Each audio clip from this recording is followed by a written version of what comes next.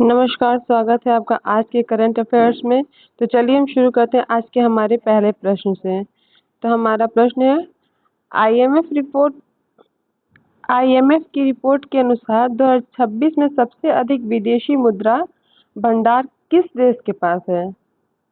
तो इस आईएमएफ की रिपोर्ट के अनुसार सबसे अधिक विदेशी मुद्रा भंडार चीन के पास है। किसके पास है? चीन के पास है। ठीक है, चलिए इससे रिलेटेड कुछ क्वेश्चन हम देख लेते हैं।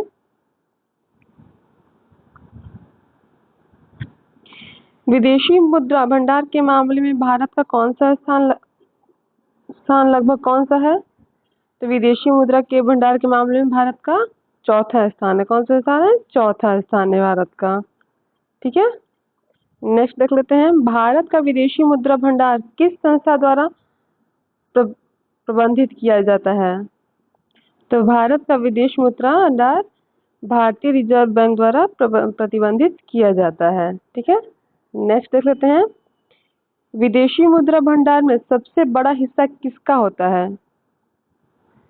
तो विदेशी मुद्रा भंडार में सबसे बड़ा हिस्सा किसका होता है? तो विदेशी मुद्रा परिसंपत्तियों का होता है। किसका होता है? विदेशी मुद्रा परिसंपत्तियों का। ठीक है, नेक्स्ट देख लेते हैं, आईएमएफ का मुख्यालय कहाँ स्थित है? तो आईएमएफ का मुख्यालय वाशिंगटन डीसी में है। ये अमेरिका है। कहाँ है वाशिंगटन डीसी? तो अमेरिका में है। ठीक है, नेक्स्ट करते हैं, आईएमएफ की स्थापना किस वर्ष हुई थी? तो आईएमएफ की स्थापना 1944 में हुई थी। ठीक है,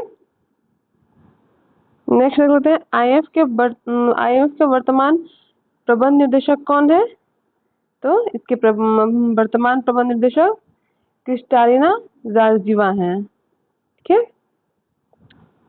नेक्स्ट देख लेते हैं, विदेशी मुद्रा भंडार का उपयोग मुख्यतः किस लिए किया जाता है?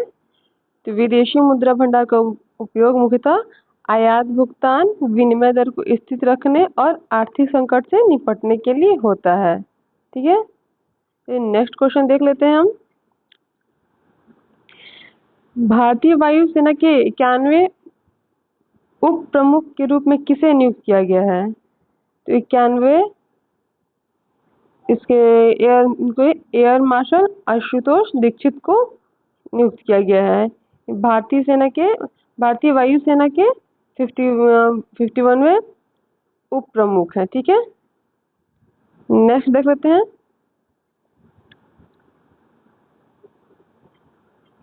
भारतीय वायुसेना के वर्तमान प्रमुख कौन है? तो भारतीय वायुसेना के वर्तमान प्रमुख अमरप्रीत सिंह है। कौन है? अमरप्रीत सिंह। ठीक है, नेक्स्ट देख लेते हैं, भारतीय वायुसेना की स्थापना कब हुई थी? तो भारतीय वायुसेना की स्थापना 8 अक्टूबर 1932 में हुई थी। ठीक है, नेक्स्ट देखते हैं, भारतीय वायुसेना का मुख्यालय कहाँ स्थित है? तो भारतीय वायुसेना का मुख्यालय नई दिल्ली में है। कहाँ है? नई दिल्ली में है। नेक्स्ट देखते हैं, भारतीय वायुसेना का आदर्श वाक्य क्या है?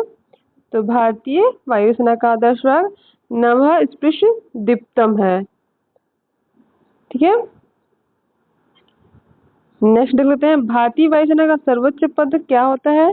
तो भारतीय वायुसेना का सर्वोच्च पद एयर चीफ मार्शल होता है। क्या होता है? एयर चीफ मार्शल होता है। नेक्स्ट देख लेते हैं, भारतीय वायुसेना किस मंत्रालय के अंतर्गत कार्य करती है? तो भारतीय वायुसेना रक्षा मंत्रालय के अंतर्गत कार्य करती है। ठीक है, नेक्स्ट देख लेते हैं, भारतीय सशस्त्र बलों का सर्वोच्च कमांडर कौन होता है? तो भारतीय सशस्त्र बलों का सर्वोच्च कमांडर द्रौपदी मुर्मू है। मतलब भारत के राष्ट्रपति होते हैं, जो कि द्रौपदी मुर्मू है। नेक्स्ट क्वेश्चन देख लेते हैं हम, वर्ष 2026 में विंबलडन टेनिस टूर्नामेंट में का कौन सा संस्करण शुरू हुआ था? तो इसका 139वां संस्करण शुरू हुआ है। ठीक है, नेक्स्ट क्वेश्चन इससे रिलेटेड कुछ क्वेश्चन देख लेते हैं, विंबलडन टेनिस टूर्नामेंट किस देश में आयोजित किया जाता है? तो Wimbledon tennis tournament United kingdom में आयोजित किया था। कहाँ किया था? यूनाइटेड किंगडम में। ठीक है, नेक्स्ट देखते हैं विंबलडन किस शहर में आयोजित होता है? तो विंबलडन लंदन में आयोजित होता है। नेक्स्ट देख लेते हैं तो विंबलडन किस प्रकार का कोर्ट का खेला जाता है? तो यह ग्रास कोर्ट पर खेला जाता है। ठीक है, नेक्स्ट देखते हैं विंबलडन 4 ग्रैंड स्लैम टूर्नामेंट में किस क्रम का ग्रैंड स्लैम है? तो ये तीसरा ग्रैंड स्लैम है। कौन सा है? तीसरा ग्रैंड स्लैम। देख सकते हैं वर्ष का पहला ग्रैंड स्लैम कौन सा है? तो वर्ष का पहला ग्रैंड स्लैम ऑस्ट्रेलियन ओपन है। कौन सा? ऑस्ट्रेलियन ओपन है। ठीक है, नेक्स्ट देख सकते हैं वर्ष का चौथा और अंतिम ग्रैंड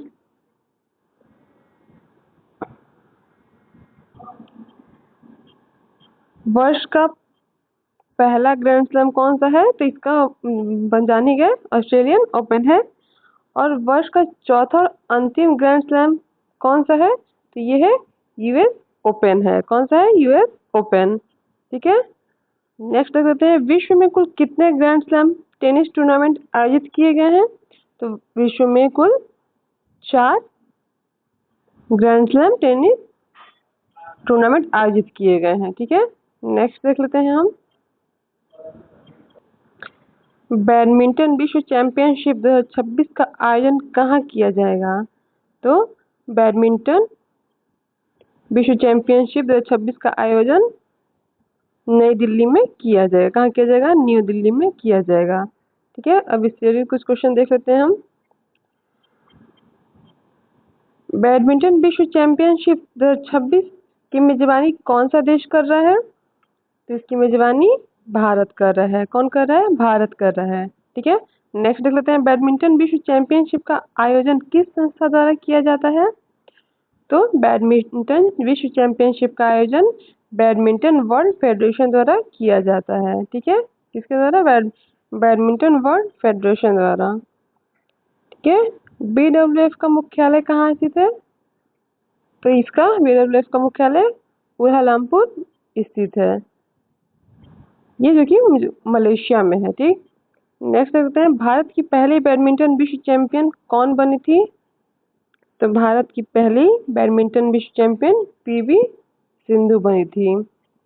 ठीक है, नेक्स्ट देख लेते हैं बैडमिंटन में एक मैच सामान्यतः कितने अंकों के गेम में खेला जाता है? तो बैडमिंटन में एक मैच सामान्यतः 21 अंकों के गेम में खेला जाता है। ठीक है, नेक्स्ट देख लेते हैं भारत की स्टार महिला बैडमिंटन खिलाड़ी जिन्होंने विश्व चैंपियनशिप में स्वर्ण पदक जीता है कौन है? तो ये पीवी सिंधु विश्व चैंपियन में स्वर्ण पदक जीती हैं। बैडमिंटन का प्रयुक्त गेंद को क्या कहता है? तो बैडमिंटन में प्रयुक्त गेंद को शटल लॉक कहता है। क्या कहता है? शटल लॉक कहा जाता है। ठीक है, फिर हम नेक्स्ट देख लेते हैं क्वेश्चन हम। चर्चा में रहा मोंगला बंदरगाह किस देश में स्थित है? तो ये बांग्लादेश में है। कहाँ है ये मोंगला बंदरगाह? कहाँ है? बांग्लादेश में है। तो इस रिलेटेड कुछ क्वेश्चन देख लेते हैं हम। मोंगला बंदरगाह बांग्लादेश का कौन सा बड़ा समुद्री बंदरगाह है? तो ये मोंगला बंदरगाह बांग्लादेश का दूसरा सबसे बड़ा समुद्री बंदरगाह है। ठीक है, नेक्स्ट देख लेते हैं बांग्लादेश का सबसे बड़ा समुद्री बंदरगाह कौन सा है? तो ये है बांग्लादेश का चट्टगांव बंदरगाह है, जिसकी सबसे बड़ा है। ठीक है, मोंगला बंदरगाह किस नदी के निकट स्थित है? तो मोंगला बंदरगाह परसूर नदी के निकट स्थित है।